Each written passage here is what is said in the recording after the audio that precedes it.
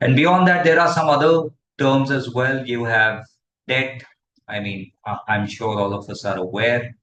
You have a lot of family offices. Now, what are family offices? I think a lot of us might have heard this term. Family offices are dedicated offices of a rich family's money, right? So when we say rich families, people who have had established businesses and right now are investing in early stage ventures to diversify their investments. They are typically averse to risk and generally they don't like to come in as a lead investor. So I'm not saying all of them, but most of them try to piggy bank a smallish check, on the back of a larger investor who has come in as a lead investor. Then you have a lot of incubators and accelerators, right? Now, these incubators and accelerators, they don't only get money, they get you access to a lot of resources. It could be support on ideation, specifically on the pre-seed stage when you are still figuring out how your product or service is going to look like, you are still structuring out your customer need, etc. Incubators and accelerators typically get active at that stage. So there are a lot of incubators and accelerators. Most of the leading institutes, educational institutions are running incubators and accelerators supported by the government of India.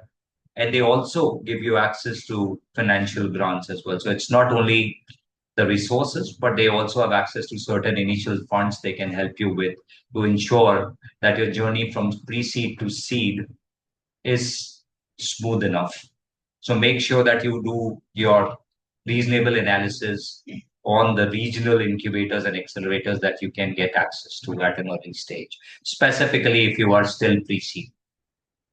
Now, talking about strategic investors, in my previous episode as well, I spoke about them a bit. But strategic investors are those investors, again, who bring in more than money to the table. So they are from a similar or a related industry. They have access to reasonable amount of money, and they are looking at parking that money in a disruptive startup, which they believe will kind of unfold newer business avenues for their business in the future. So they're driven by their experience, they are able to unlock number of non-financial benefits as well for a startup. So while they will be pumping in money, they will also be able to get you network access. They will be able to get you new suppliers from their network. They will be able to get you good marketeers, etc., etc. So driven by the resources that they get on the table, they also like to have a little bit more amicable terms in terms of valuation and in terms of the stake that they would like to park their money at.